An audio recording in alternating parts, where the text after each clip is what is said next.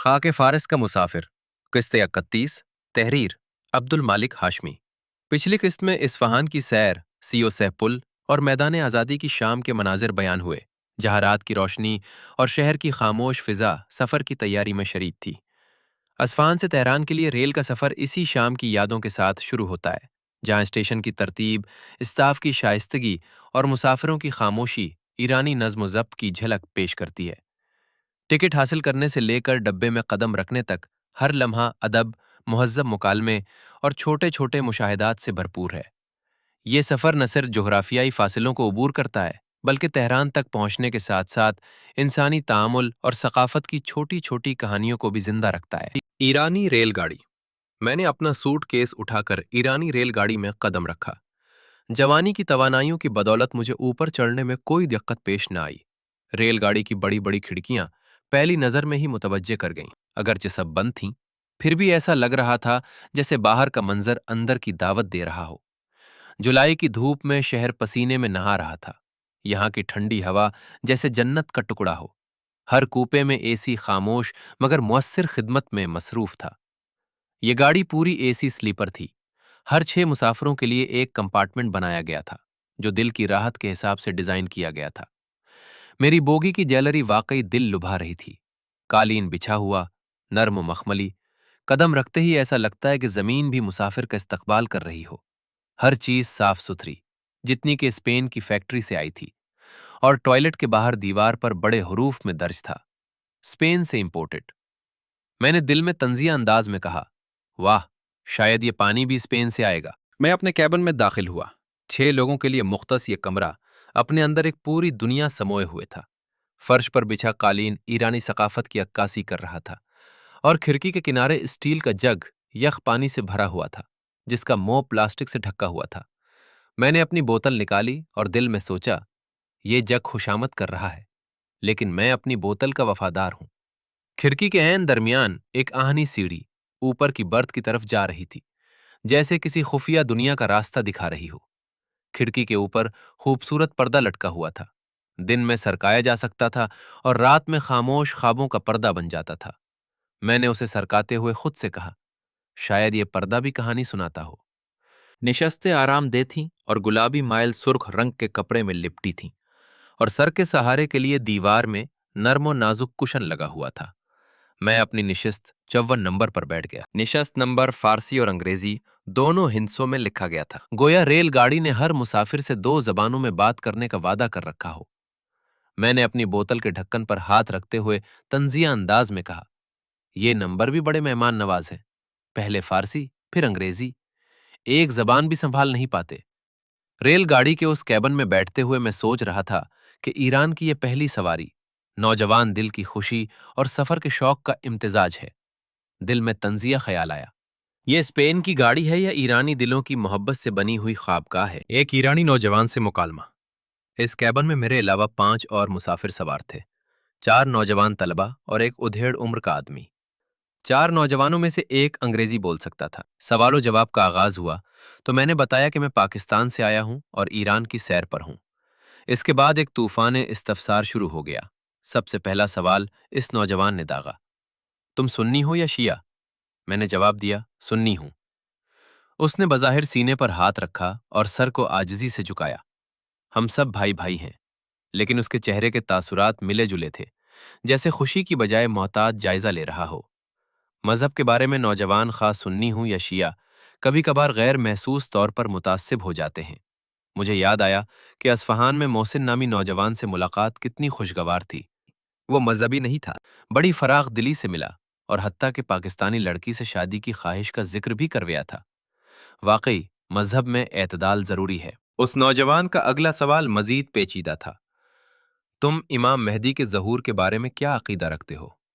یہی سوال کچھ آسان اسلوب میں بم شہر کی مسجد کے مؤذن نے مجھ سے پہلے پوچھا تھا۔ میں نے اس بات میں جواب دیا اور وہاں جان خلاصی پائی تھی۔ یہاں بھی میں نے کہا، ہاں، ہم امام مہدی کو مانتے ہیں۔ لیکن اس نوجوان کے سوال کا سادہ ہاں یا نا جواب ممکن نہ تھا، وہ تفصیلی جواب چاہتا تھا۔ چنانچہ میں نے اسے بتایا، اگر آپ کے سوال کا مقصد اہل تشیع کے 11ویں امام محمد بن الحسن عسکری سے متعلق ہے تو عراقی شیعہ محقق ڈاکٹر احمد الکاتب نے اپنی کتاب شیعہ فکر اسلامی کا ارتقاء میں تحقیق کی ہے کہ تاریخی اعتبار سے 11ویں امام کی کوئی نرینہ اولاد نہیں تھی۔ امام کی وفات کے تقریباً 100 سال بعد کچھ گالی شیعوں نے امام مہدی کا عقیدہ متعارف کرایا۔ ڈاکٹر احمد الکاتب نے قم کے حوزہ المیہ کے علماء کو بھی چیلنج کیا کہ وہ اس موضوع پر مباحثہ کر سکتے ہیں، مگر ابھی تک کسی نے جواب نہیں دیا۔ میں نے مزید وضاحت کی کہ احمد الکاتب نے 1989 میں 100 سے زائد تاریخی و فقہی کتب کا مطالعہ کیا اور کتاب تطور الفکر السیاسی الشیعی تصنیف کی، جسے 3 حصوں میں تقسیم کیا۔ پہلے حصے میں اسلام میں نظام شورائیت، دوسرے میں اسلام میں امامت کا تصور، اور تیسرے میں اہل تشیع کے 11ویں امام کی بغیر اولاد نرینہ کے وفات کا ذکر۔ میرے اس تفصیلی جواب کے بعد نوجوان نے مزید مذہبی سوالات نہیں کیے۔ ہماری گفتگو کا رخ بتدریج ثقافت اور روزمرہ زندگی کی طرف مڑ گیا۔ اس نے مجھ سے پوچھا، پاکستان میں لوگ زیادہ شہروں میں رہتے ہیں یا دیہات میں؟ زیادہ تر لوگ دیہات میں ہیں، لیکن بڑے شہر بھی تیزی سے بڑھ رہے ہیں۔ اور وہاں کے کھانے کیسے ہوتے ہیں؟ ذائقے میں مسالہ زیادہ ہوتا ہے، لیکن ہر علاقے کا اپنا ذائقہ ہوتا ہے۔ یہ چھوٹی چھوٹی باتیں گفتگو کو ہلکی اور دوستانہ بنا رہی تھیں، اور ہمیں ایک دوسرے کی ثقافت کو سمجھنے کا موقع مل رہا تھا۔ تقریباً 11:30 بجے ریل کمپنی کے ملازم آئے اور ہمارے کوپے کا دروازہ کھٹکھٹایا۔ ایک ایک کر کے انہوں نے سفید غلاف میں لپٹے تکیے اور چادریں دے دی۔ صبح جب دوبارہ آئے تو وہی تکیے اور چادریں واپس لے گئے۔ یہ چھوٹی سی مہمان نوازی مجھے بہت پسند آئی۔ سادگی اور ترتیب میں خوشی محسوس ہوئی۔ ایرانی نوجوان کی مشکوک حرکات۔ سب اپنی اپنی برتھوں پر دراز ہو گئے اور آہستہ آہستہ نیند کی چادر میں لپٹ گئے۔ میں بھی تھک کر لیٹ گیا، لیکن رات کو میری آنکھ اچانک کھل گئی۔ سب کچھ خاموش تھا، صرف ریل گاڑی کی ہلکی ہلکی دھک دھک اور اے سی کی جالی سے اندر آتی ہوا کی سرسراہٹ سنائی دے رہی تھی۔ یہ معمولی آوازیں بھی کسی حد تک سکون دینے والی تھیں، مگر ایک نوجوان کی حرکت نے میری توجہ کھینچ لی۔ وہ سیٹوں کے درمیان بچھے قالین پر دوزانوں بیٹھا کچھ اورات پڑھ رہا تھا، اور مجھے محسوس ہوا کہ اس کی نگاہیں میرے اوپر ہیں۔ پھر اس نے میرے منہ کے قریب آ کر پھونک مار دی، جیسے وہ مجھ پر کچھ دم کرنا چاہ رہا ہو۔ میں فوراً سمجھ گیا کہ یہ کوئی تعویذ گنڈا یا روحانی عمل ہو سکتا ہے۔ میں نے آہستہ سے پوچھا، کیا آپ مجھ سے کچھ کہنا چاہتے ہیں؟ نوجوان نے فوراً سر جھکایا اور سربوشی میں کہا، نہیں، بس دعا کر رہا ہوں، کوئی برا نہیں چاہتا۔ میں نے دل میں لاحول پڑھ کر کروٹ بدل لی، لیکن نیند اس وقت میری اڑ چکی تھی۔ صاف ستھرا ٹوائلٹ۔ رات کو سونے سے قبل مجھے ریل گاڑی کے ٹوائلٹ جانے کا اتفاق ہوا۔ جس طرح گاڑی خود صاف ستھری اور مرتب تھی، اسی طرح اس کا ٹوائلٹ بھی قابل تعریف تھا۔ ٹوائلٹ کشادہ تھا اور ہر طرف سفید رنگ کی صفائی جھلک رہی تھی۔ یہاں کموڈ اور فلش دونوں دستیاب تھے، اور فرش سفید پلاسٹک کا تھا۔ اتنا صاف کہ قدم رکھتے ہی محسوس ہوتا تھا جیسے ہر چیز نئی ہو۔ کسی ایک قسم کی گندگی یا نامناسب نشان نظر نہیں آئے۔ روشنی مناسب اور ماحول خوشگوار تھا، اور اسے دیکھ کر فوراً ہوائی جہاز کے ٹوائلٹ کا تصور ذہن میں آیا، سادہ، صاف اور آرام دہ۔ پانی کی فراہمی اور صابن ٹشو کے انتظام نے یہ یقینی بنایا کہ مسافر کو مکمل آرام اور وقار کے ساتھ سہولت میسر ہو۔ واقعی، یہ چھوٹا سا تجربہ بھی اس بات کا ثبوت تھا کہ ایرانی ریل گاڑی نہ صرف سفر میں آرام دہ ہے، بلکہ بنیادی سہولیات میں بھی مسافر کی راحت کو ترجیح دیتی ہے۔ فجر کی نماز کے لیے ریل گاڑی روک دی گئی۔ فجر کے وقت ریل گاڑی ایک اسٹیشن پر رکی، غالباً یہ قم کا اسٹیشن تھا۔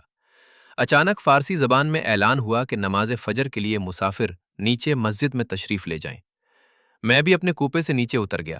باقی مسافر اپنی اپنی برتوں پر ابھی تک خراٹے لے رہے تھے، گویا خوابوں کی دنیا سے باہر آنے کا ارادہ ہی نہیں۔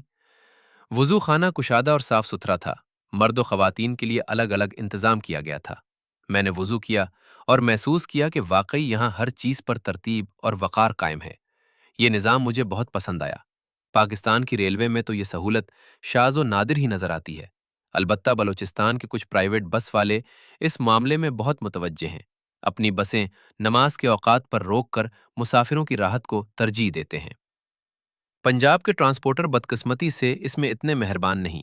نیچے اتر کر میں نے گارڈ سے پوچھا، مسجد کس طرف ہے؟ گارڈ نے ہلکی مسکراہٹ کے ساتھ ہاتھ کی طرف اشارہ کیا اور کہا، اسی راستے سے جائیں، سیدھا چلیں، دائیں موڑ کے بعد سامنے ہے۔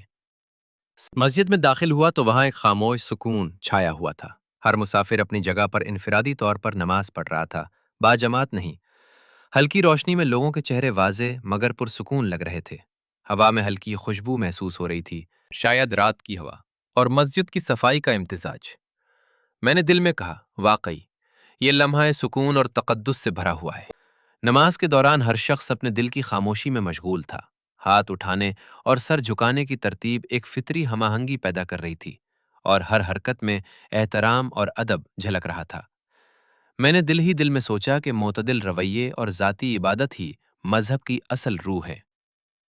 نماز فجر کے 1 گھنٹے بعد ریل گاڑی کے ملازم آئے اور ایک ایک کر کے تکیے اور چادریں جمع کرنے لگے۔ یہ چھوٹا سا معمول بھی میرے لیے دلچسپ تھا، سادگی اور خدمت کا امتزاج۔ تقریباً 8 بجے ہم تہران کے اسٹیشن پر اترے۔ اس ریل گاڑی کی ایک اور خوبی یہ تھی کہ اس میں جھٹکے نہ ہونے کے برابر محسوس ہوئے، اور رفتار اتنی زیادہ تھی کہ دل میں ایک چھوٹا سا حیرت انگیز احساس پیدا ہو رہا تھا، گویا دنیا باہر سے تیزی سے گزرتی جا رہی ہے مگر اندرونی سکون اپنی جگہ قائم ہے۔ اگر آپ کو یہ ویڈیو پسند آئی ہو تو اسے لائک کریں، دوسروں تک پہنچانے کے لیے شیئر کریں، اور مزید ایسی ہی معلوماتی ویڈیوز کے لیے ہمارے چینل عبد المالک ہاشمی کو سبسکرائب ضرور کریں۔ نئی اپڈیٹس کے لیے بیل آئیکن دبائیں تاکہ آپ کو ہماری ہر نئی ویڈیو بر وقت مل سکے۔ آپ کی حوصلہ افزائی ہمیں مزید بہترین مواد بنانے میں مدد دے گی۔ شکریہ۔